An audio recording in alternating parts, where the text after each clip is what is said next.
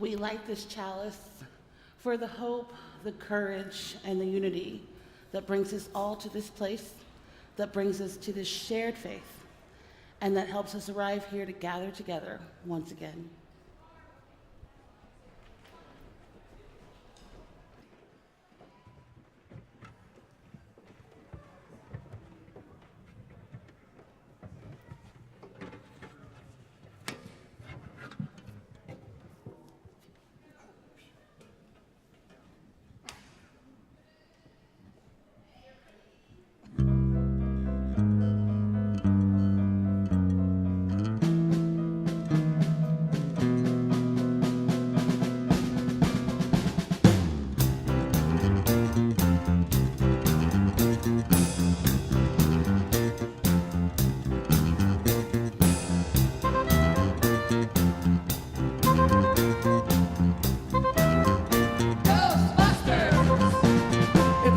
Strange in your neighborhood, who you gonna call? Ghostbusters! If there's something weird and it don't look good, who you gonna call? Ghostbusters!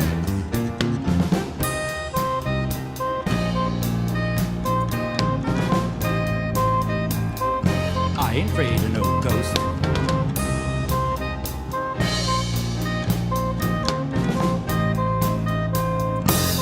Afraid of no ghost.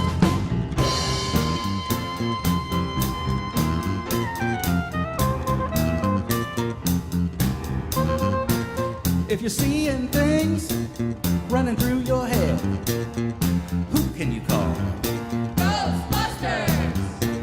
An invisible man sleeping in your bed, who you gonna call?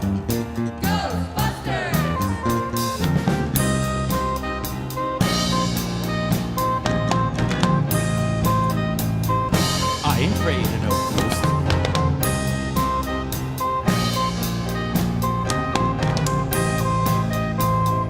I ain't afraid of no ghost.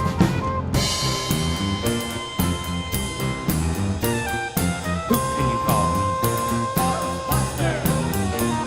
If you're all alone, pick up the phone and call.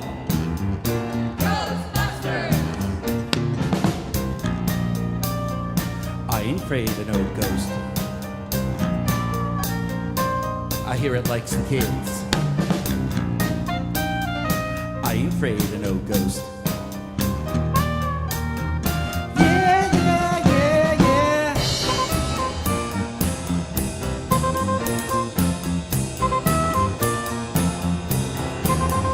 If you have a dose of a freaky ghost, baby, you better call.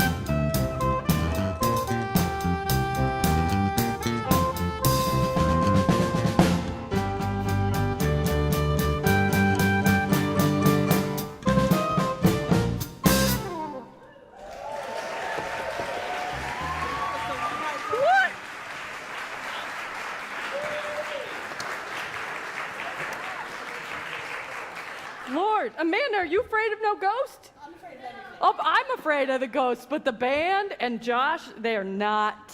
And this morning we are gathered together for one more Sunday, celebrating our monthly theme of heritage, where we honor some classic traditions here at the Life of River Road. Traditions including our haunted house that is going to happen, a costume parade that is on the way, and yes, bizarre setup that we are in the middle of. We are living our heritage and our collective story right now. I want to welcome everybody here this morning. If it's your first time, or if it's your 400th time, don't be too scared about the ghouls and goblins here with us today. And know that as we gather to celebrate, we also make space to hold this world and our hearts and our labor and our hope within it. In this complicated time, in this spooky season, I want to invite you to rise and greet your neighbor any way you can. It is a blessing to be together. Spooky.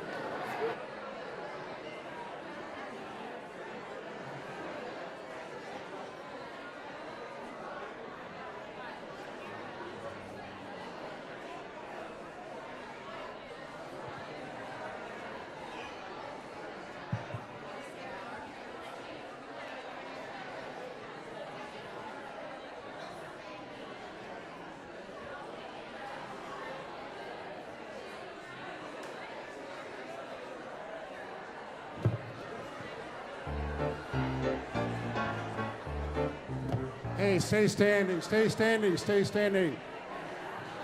Yo, can I have your attention? It's time to sing. It's time to sing. And the band will lead you, and we got some song leaders to help you out. Stand up, please. The band's going to play through the tune once because we haven't done it in a while. And then we're going to go ahead and sing through when the Spirit says do, when the Spirit says sing, when the Spirit says move, and then do for a fourth time. Have fun. Band first.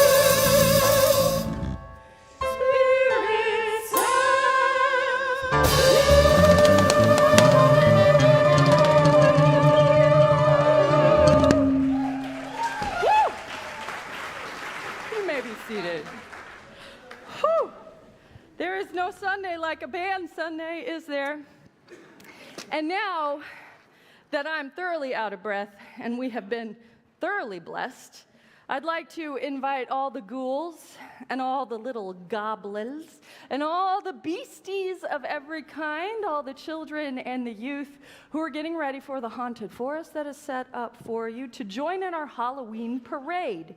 You're going to follow Laura. She's right there.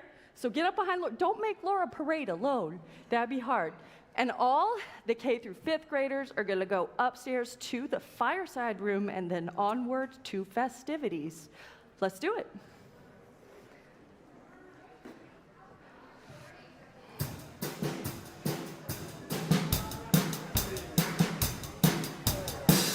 I was working in the lab late one night when my eyes beheld an eerie sight. For my monster from the slab began to rise, and suddenly, be my surprise, He did the mash. he did the monster mash. He did the mash.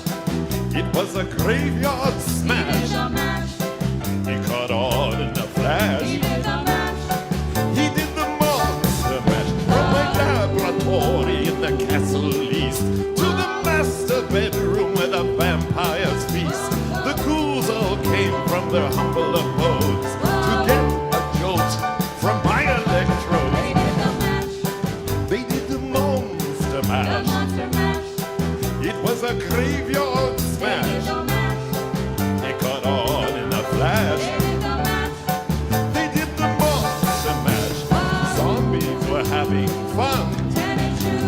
The party had just begun. The guests included Wolfman, Dracula, and his son. The scene was rockin', all were digging the sounds. Eager on chains backed by baying hounds. The coffin bangers were about to arrive with their vocal group, the Crypt Keeper Five.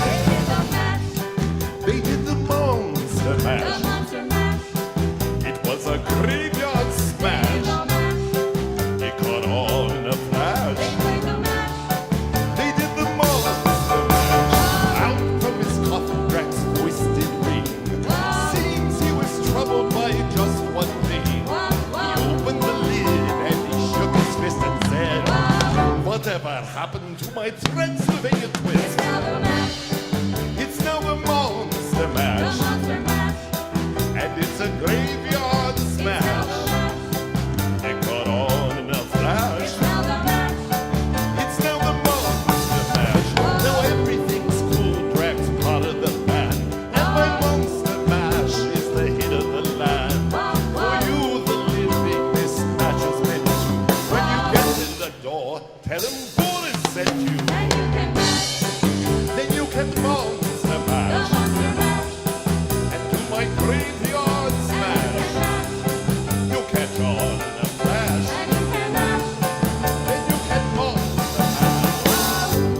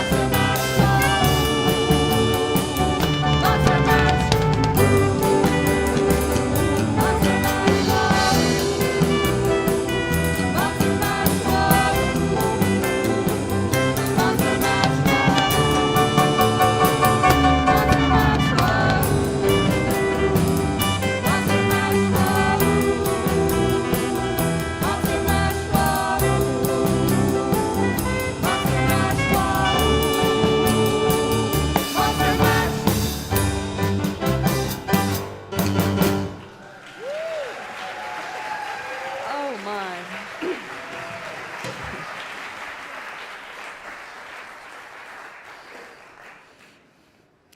Can I just mom brag a moment that giant inflatable alien abductee is my son, who in fact will be performing a rather complex piano recital while wearing that costume later today. I'm so proud. Our reading this morning is from that great architect of imagination, who invites so many people in so many ways to hold complex emotions all at once, Neil Gaiman, from a piece he called Ghost in the Machine. He talks in this about ghost stories and about why we tell them. Why tell ghost stories? Why read them or listen to them? Why take such pleasure in tales that have no purpose but comfortably to scare? I don't know, not really. It goes so much further back than I. We have ghost stories from ancient Egypt. Ghost stories, after all, from the Bible. Classical ghost stories from Rome, along with those of werewolves, cases of demonic possession, and of course, over and over and over in every age, witches. We have been telling each other tales of otherness, of a life beyond, for a very long time. Stories that prickle the flesh and make the shadows deeper, and most importantly, remind us that we live and that there is something special, something unique, something remarkable about the state of being alive. Fear, you see, is a wonderful thing in small doses. You ride the ghost train into the darkness, knowing that eventually the doors will open and you will step out into the daylight once again. It is always reassuring to know that you are still here, you are still safe enough to try again, that nothing truly strange has really happened. Not really. It is good to be a child again for a little while, and to fear, if even only for one night, not governments, not regulations, not infidelities or accountants or war, but ghosts and such things as that do not really exist, or that even if they do, at least on this night, they cannot really hurt us. We gather in the midst of so much, both the marvelous performance of these exercises of fears that do not and cannot really hurt us, and the deep and abiding reality of those fears which we know cannot and will not let us go. We gather in the midst of joys and of sorrows, of the greatest laughter and the greatest loss. This week, I want to lift up a celebration and a sorrow entwined, which is that we were honored to celebrate the life of our very first minister here at River Road, Robert J. Lewis. This past week, I was able to officiate the service in Reverend Lewis's own robe, wearing the stole once owned by another senior minister here, Reverend Dr. Bill Murray. It is a lineage that we share together. We also lift up today, once again, the life of Gail Henry, beloved River Roader, friend to so many, a person who said yes so many times over and over again when we needed her help. We have a card available to sign for Gail's family right there. And when we know about Gail's memorial service, we will let you know. This week, we also, once again, try, occasionally fail, to find words for the epidemic of gun violence in this country. Once again, over and over, we tally the numbers. We read the names from the comfort of our homes, and we wonder what it will take to make change that matters. And we hold a world burning. We hold a world wondering what it takes not to divide ourselves into two sides, but into a multiplicity of understandings that every single life, on every side of every battle, on every ideological divide, every single life is important and worth protecting. In the midst of it all, in this spooky season, we hold the fears we imagine and the ones that grip our hearts.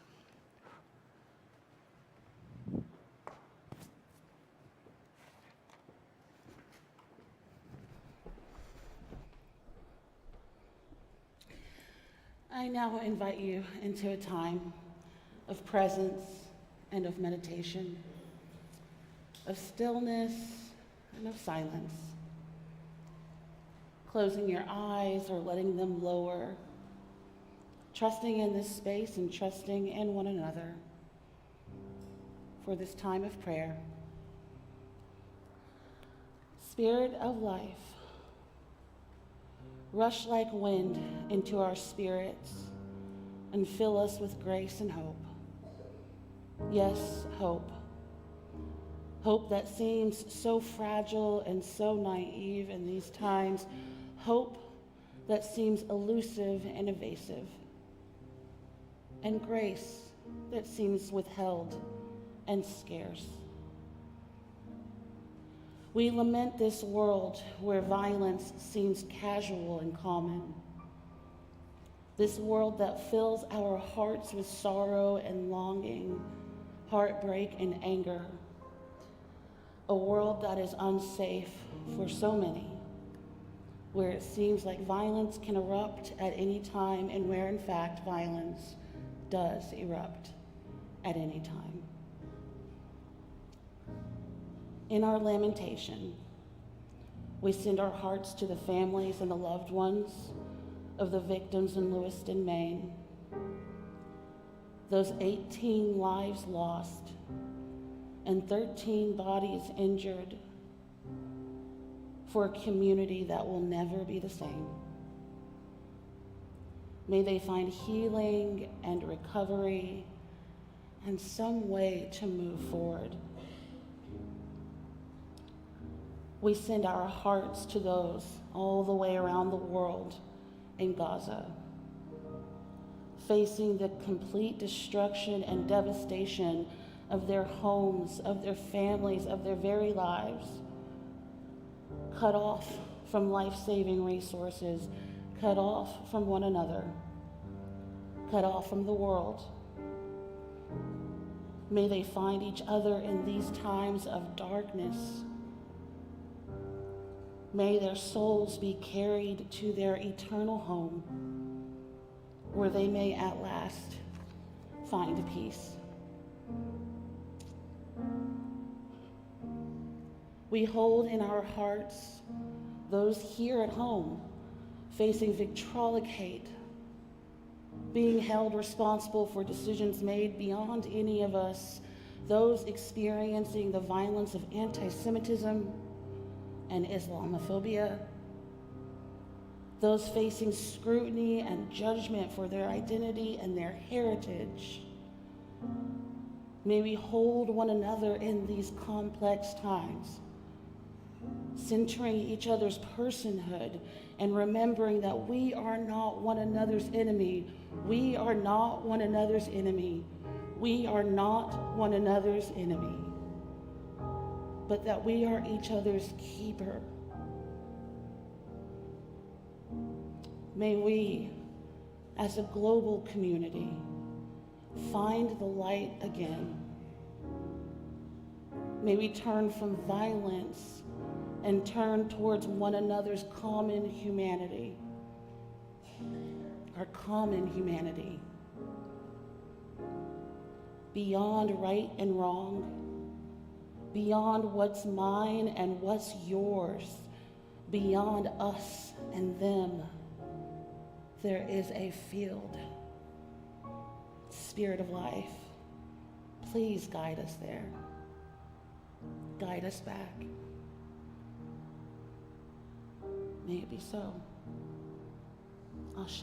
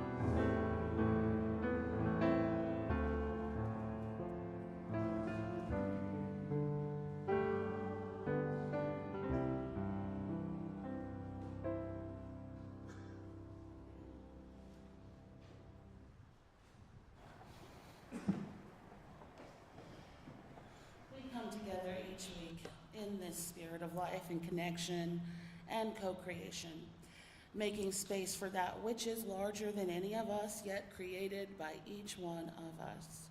And generosity is a practice of that spirit. This generosity comes in so many forms here in this community. This offering is a time in which sacred space and generosity thrives. You can learn more about how and why we give by going online, and you can give to our weekly offering right there online or through text to give at 73256, or by giving right here in person as we make this joyful noise and together in community and listen to the music as it plays. Please give as you are so moved. You're also welcome to come light a candle for the joys and concerns held within your heart. Please give as you're willing and able. The offering is now gratefully received.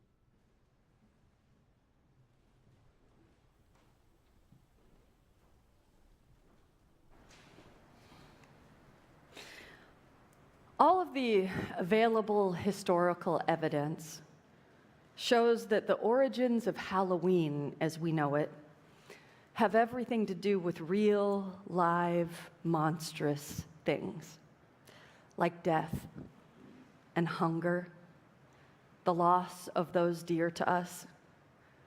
The most terrifying things of all, they crowd in around us from our lives and from the front pages of the newspaper, perhaps nearly as pointedly as they crowded in on the people in early modern Europe and other seasonally colder climates as they approached, as we do, the turning of the season. When they first gathered to light the bonfires and lay out the feast and don frightening masks and laugh in the face of every single thing that terrified them. This season on the shoulder of winter was, for many in those early modern contexts, the last safe place before a headlong and irresistible tumble into even deadlier seasons. We lie on the edge of the cold, not there yet, but not so far away, and winter, we know, has historically brought with it myriad encounters with the very worst sort of scary things. It was, for most of Western history at least, a time when the crops didn't grow and the lakes and the rivers froze.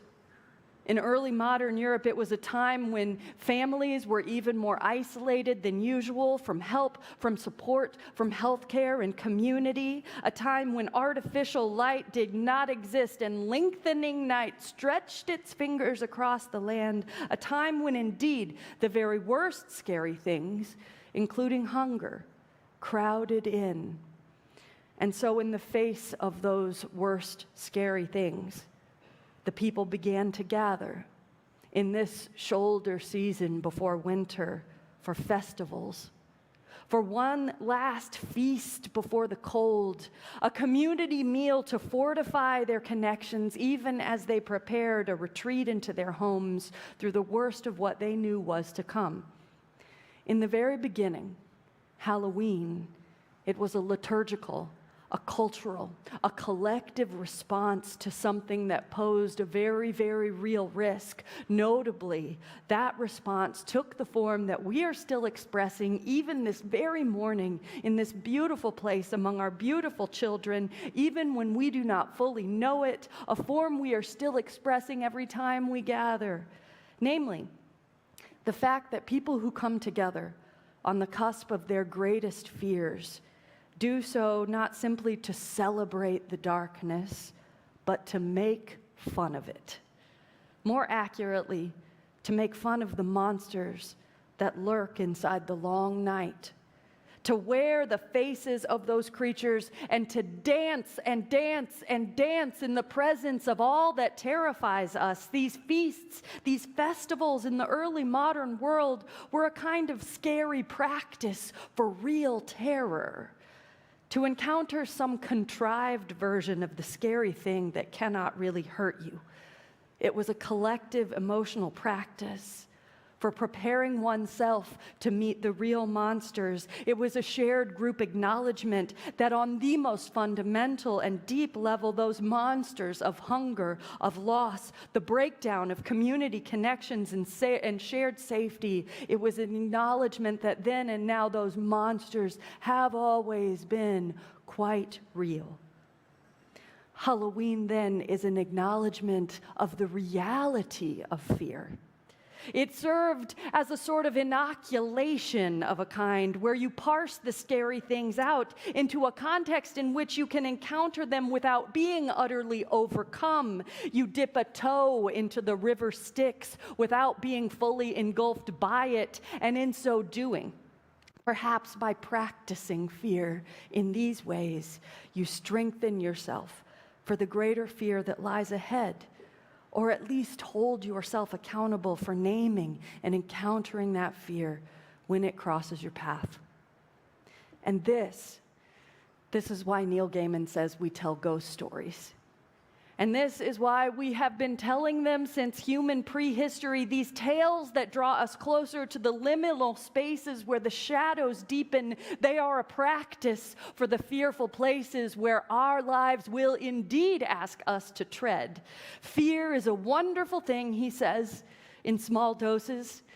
You ride the ghost train into the darkness, knowing that eventually the doors will open and you will step out into the daylight once again. It is always reassuring to know that when the lights come up, you're still here, still safe.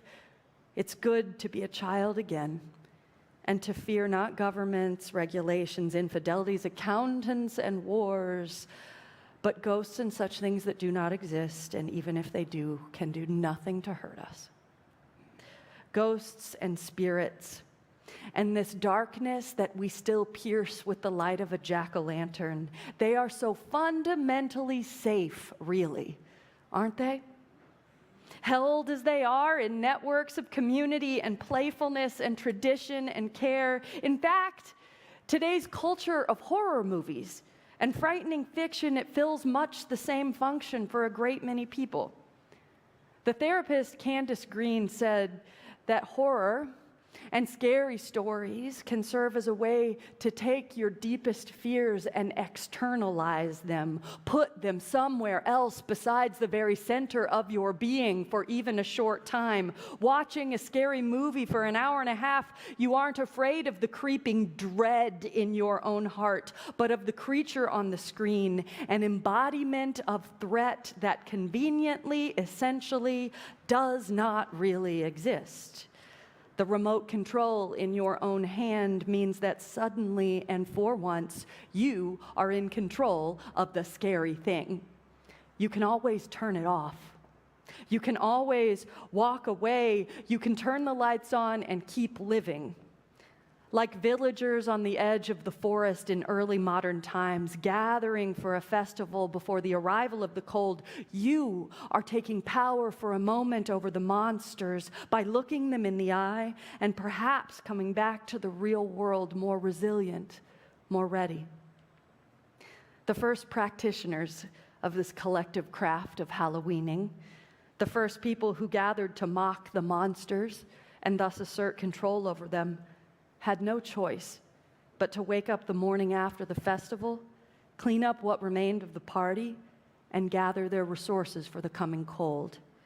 There was no option for ghosting their ghosts. You couldn't hide. You couldn't avoid. The shoulder season of warmth inevitably gave way to an encounter with those terrors beyond it. And so the practice of externalizing the scary thing that wasn't real, it never ever came in early modern times without a real encounter with the darkness hot on its heels. You could not have one without the other. But today, the task and the very real burden for those of us who find ourselves sufficiently removed from the real monsters, the burning and the terror and the hunger and the pain of this world, the task for us who find ourselves sufficiently removed from these monsters is to actually force ourselves to look, to bear witness, to encounter the events of our age that are not a practice run for fear, especially not now. Especially not for those who tremble in Maine or an ocean away under threats that are anything but fictive. The task, the great burden then, is to find ways however we can to name the sources of that very real fear and to build collective responses to it that have the power to drive away the real deadly creatures, yet again, instead of pretending they too are imaginary. Now, like many of you, I suspect, I've been doing a fair bit of doom scrolling this week. And to be fair to myself, a fair bit of reading, of actually learning what I can to bear witness to the deadly forces moving among us in this world. Members of our own congregation living in and visiting Maine have been checking in all week with indicators of their safety, as this nation's gun violence epidemic sprawled its deadly fingers out again.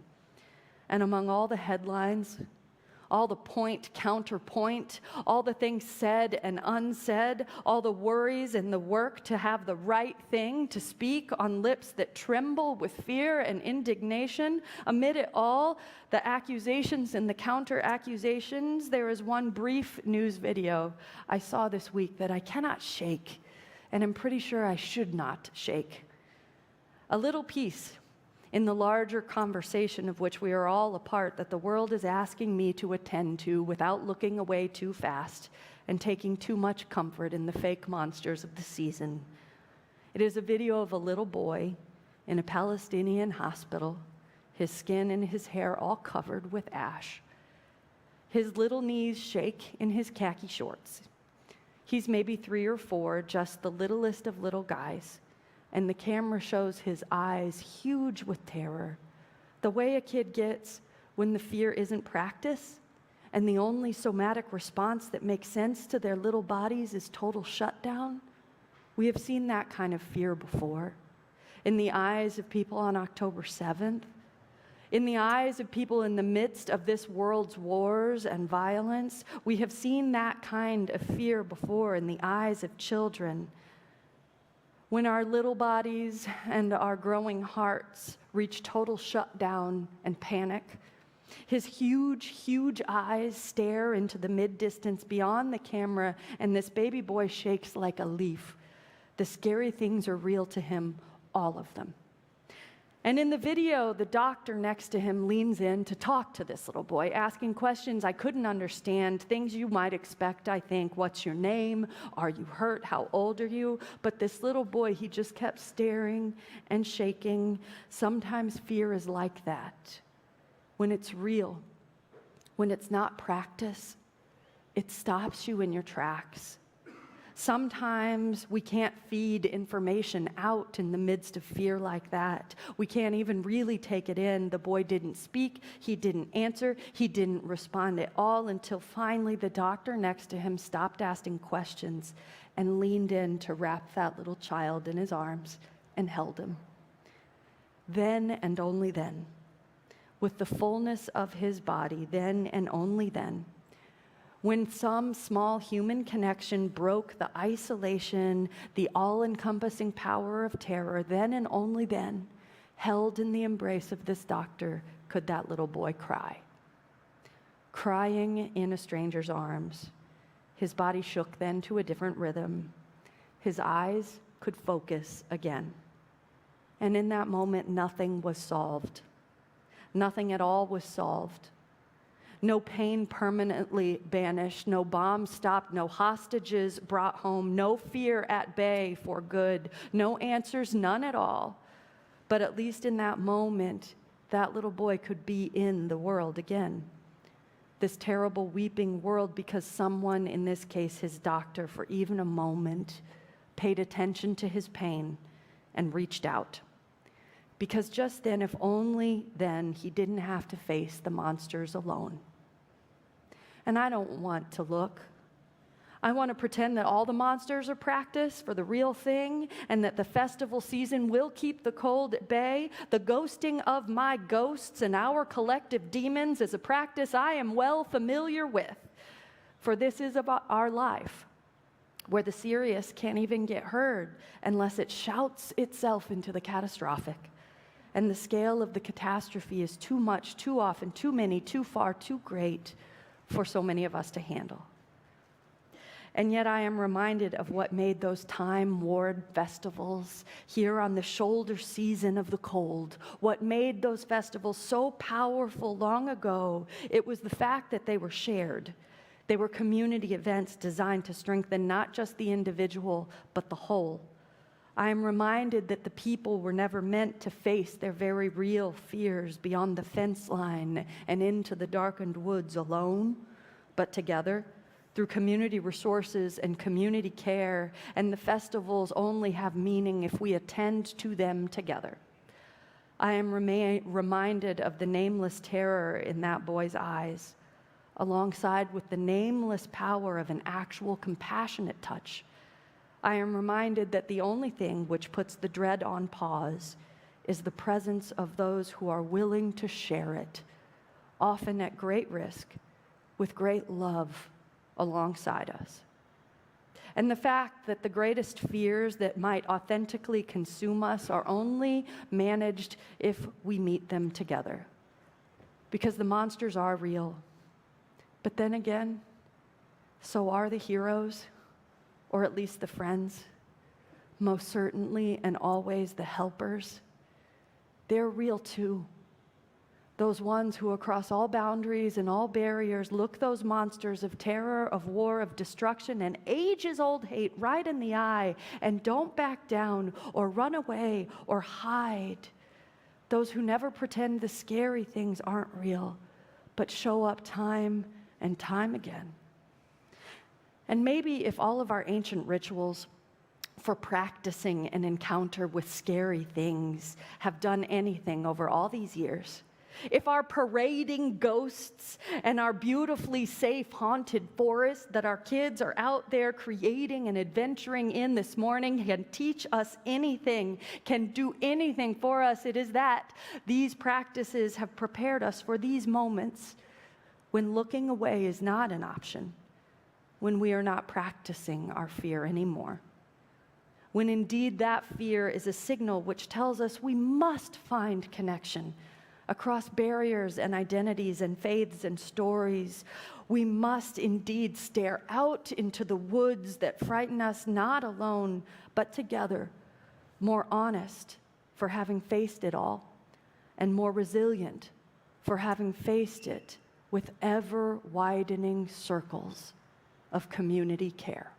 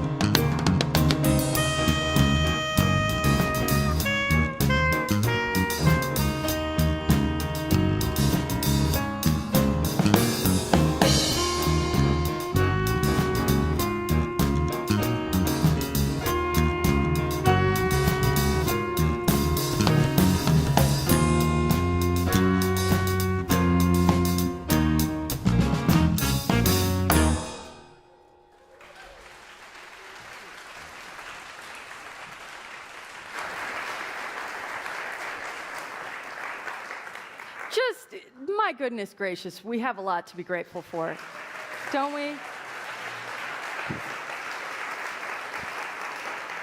All of it is something that we create together. Today, of course, I want to thank all of our vocalists. I see you all out there, amazing.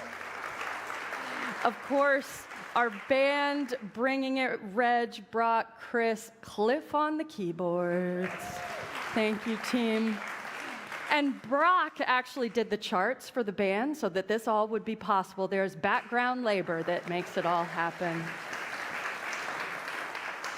I want to thank our tech crew. We got Danny, Marcia, and Dave. Marcia and Dave drove all the way back from New York to be here and do this. Thank you, team. I love you. And while I think I'm done with gratitudes, I also just want to say, like, the kids, the RE program, what a gift. And you can indeed volunteer to be a part of our RE program. We're still looking, so bring it on. We would really love to have a few more volunteers. And all of the youth group kids that put together the Haunted Forest. It's a tradition that we hold dear. And we often find little plastic severed feet and various scary things in this building for weeks after. So I'm sure we have that to look forward to. I have just a few announcements to share with you all today. One is that we're going to have a newcomers brunch. If you are new or feeling new, or you want to connect more with people here in the life of the congregation, on November 12th, that's 2 Sundays from now, we're going to gather for a newcomers brunch. You can find out more information about that online or in the e-weekly. We're also delighted that our Earth Ministry team is sponsoring a presentation from the Montgomery County Department of Environmental Protection here on the 12th at 11:30, right after the service in the sanctuary. We'll talk about the county's hope and efforts and strategies for electrifying everything and answer questions about how you can be a part of that initiative. And we all know what announcement is indeed coming. It is Bazaar Week. It's happening. So we're not far from Pennsylvania and Amish country, and I grew up in a place also not far from there. You might be familiar with the concept and the practice often in these communities of a barn raising, where everybody gets together with so many hands put to the labor that an impossible task is made possible by the graciousness and the community connections of a people who choose to work together. I think the bazaar is about as close to a barn raising as you're ever going to get here at River Road. And we want to invite you to be a part of that in so many different ways, and of course to come shop next Saturday as well. It takes all hands to make this happen, people who are willing to work behind the scenes and all the logistics to bring it together, people who this week are going to be sorting literally, this isn't even figurative, literally tons of clothes and treasures and array them so that this space will be ready to go on November 4th. People who transform this building and move the chairs and hopefully don't hurt their backs. All of us need all of us to raise this barn up together. Many hands, please, please make light work. So stick around immediately after the service to join us for the joy of working together and accomplishing big things in community. Beyond that, we have all sorts of stuff. We still are looking for a few people to work on my team, which is the security team at the bazaar, or any number of things. You don't have to be trained or know what you're doing. You just have to be willing. Come be the barn raisers and discover that joy. We can take registrations for people who want to volunteer even today. And we need your hearts in your hands right now, actually, because we have trucks arriving this afternoon. Don't we? Like, they're arriving like imminently with all sorts of stuff that needs unloading like right now. People who would be willing to stay and help at 1 o'clock, we're going to have pizza for all the helpers on the fireside patio. So if you're willing to stay, we will feed you, and we will be very grateful for you. And we have one more bizarre video to share.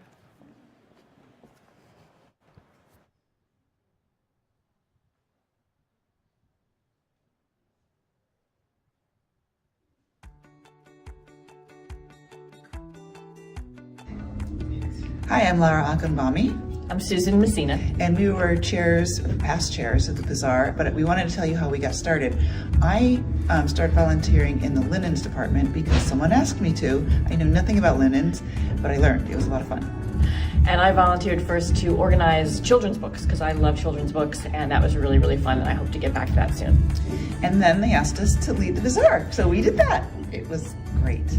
And now we have turned it over to New Blood, and they, in turn, are seeking new blood. So please come volunteer. You will love the bazaar. Lots of fun, make new friends, meet new people, and help us out.